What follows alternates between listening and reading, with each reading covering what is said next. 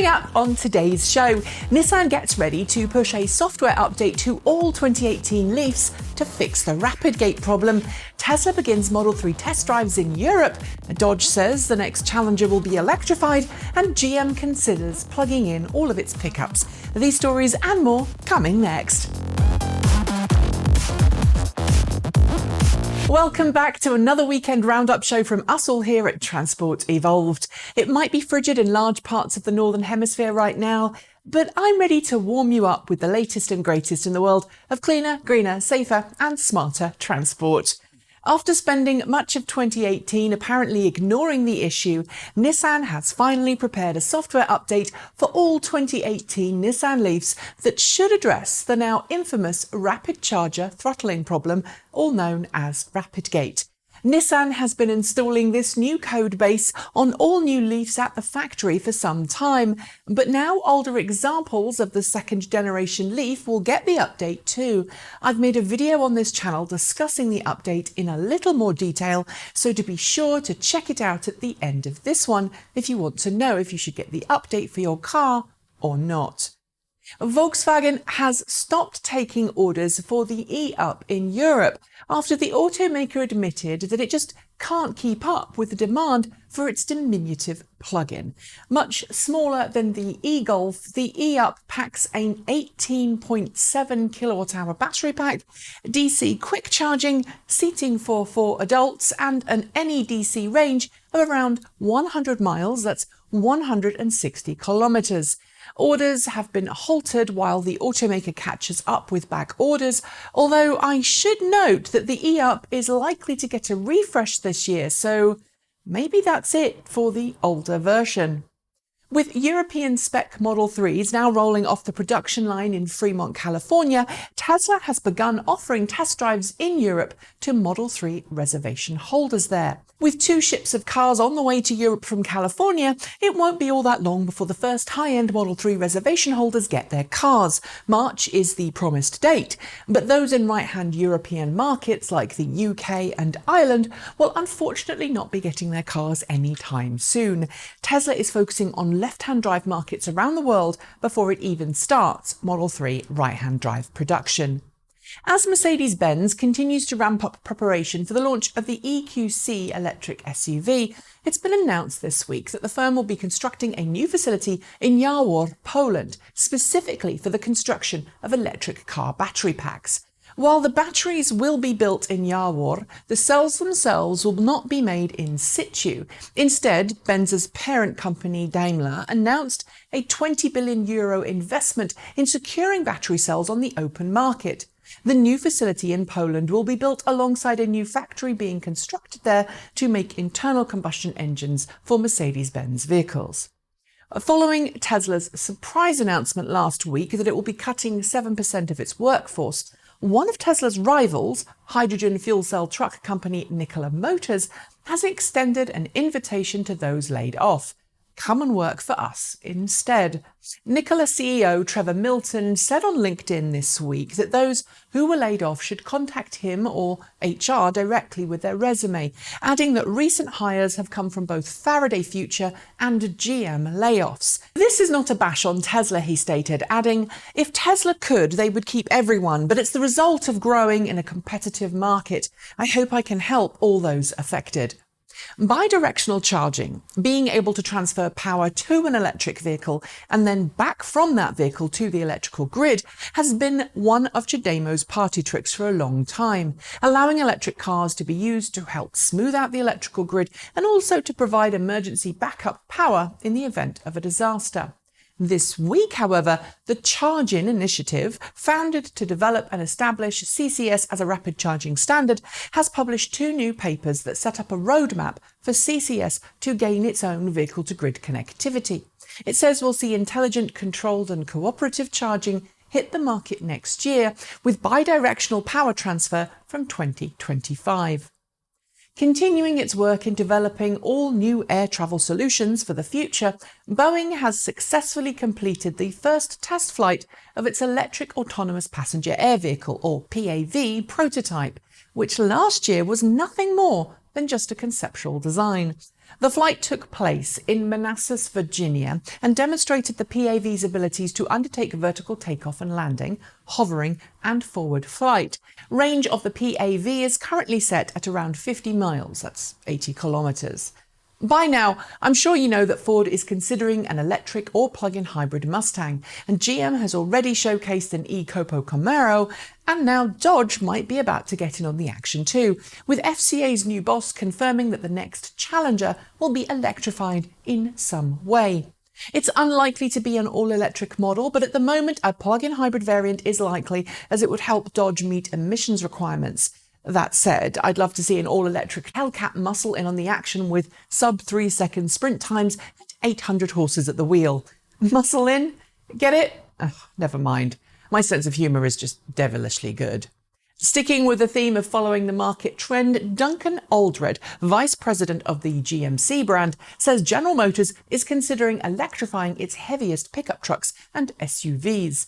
GM's commitment to going 100% electric does mean that electric pickup trucks are going to be part of the mix. And while Aldred wouldn't confirm exactly what the company is working on, he admitted that an electric GMC Sierra is certainly not out of the realms of possibility. And now it's time for short shorts. Lyft and Uber might give you an instant and convenient way to get around, but a new study from the University of Kentucky's Civil Engineering Department said that they increase congestion and thus pollution while decreasing public transit use. And that's bad news for cities around the world. BMW's electric car design language will be toned down over the next few years to move it away from the quirky iBrand range and into more conventional design language that will appeal to more mainstream buyers.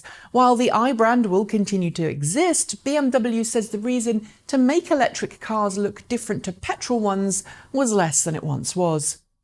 There's a new patrol car on the streets of Fremont, California, a specially modified Tesla Model S made just down the road at Tesla's Fremont factory. I say new, but the car is actually a used 2014 model retrofitted for police use, and it will replace a Dodge Charger on the fleet.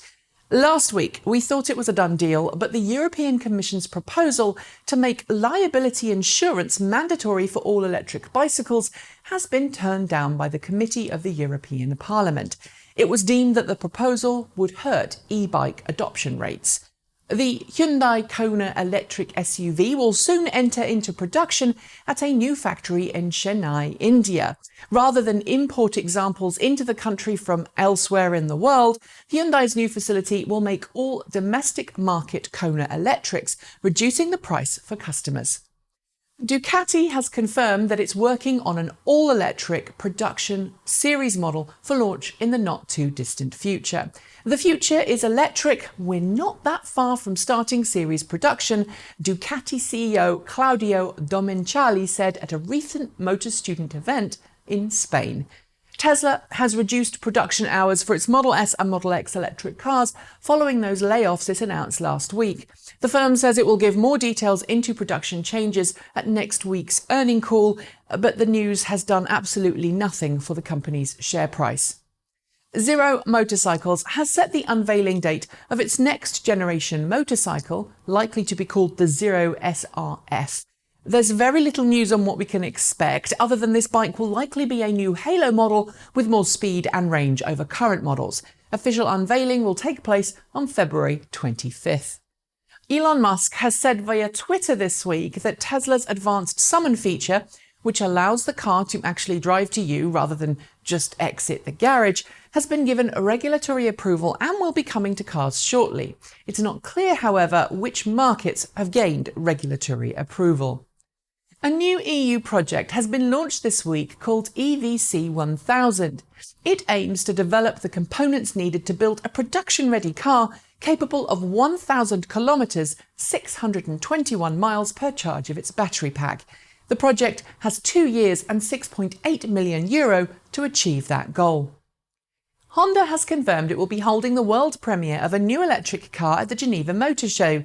It will be a prototype rather than a production intent vehicle, but all signs point to a small city car similar to the concepts we saw from the brand last year.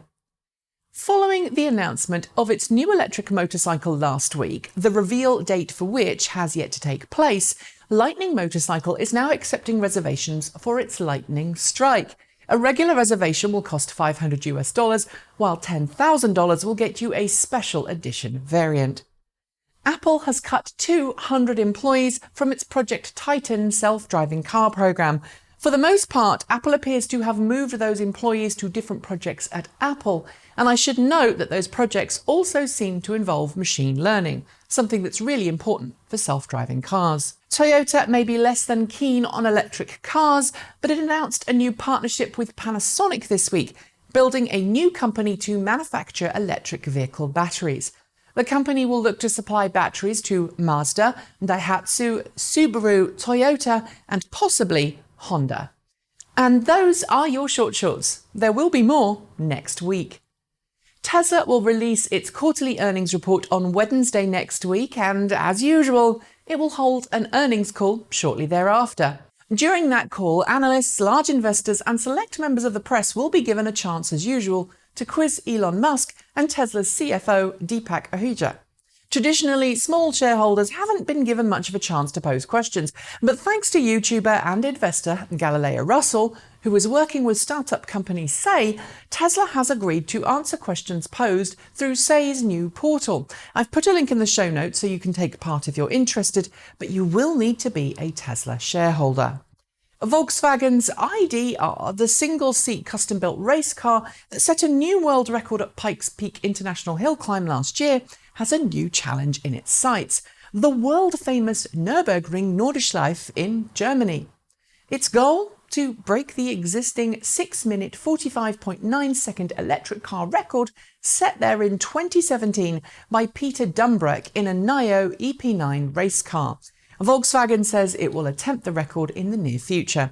Good luck to Volkswagen and its chosen driver, Romain Dumas. And finally, if you've travelled anywhere by electric car in Northern Europe, you probably know about the Dutch company Fastned and its easy-to-use network of multi-standard, multi-pump electric car charging station sites. Given you're at a charging station for a considerable amount of time, Fastned has always wanted to include restrooms and shops at its charging sites, but the Dutch Minister of Infrastructure and the Environment has denied its permit applications for the same, several times in fact. Luckily though, the Dutch Council of State has now overturned these decisions and given Fastned permission to give facilities and shops at its charging sites. No more crossing your legs to pee. And on that note, it's the end of this week's show. Don't forget to like, comment and share. Bash that notification bell. And if you want to support our network, you'll find links below to Patreon, Ko-fi and our shop, where you can buy yourself some neat TE swag. And if you want to chat about the show, then why not join our Discord server? There's also a link to that below. I'll be back next week with more news, reviews and insight for you all to enjoy. But until then, I hope you enjoy the rest of your weekend and don't forget to be better, kinder and smarter to one another. Keep evolving!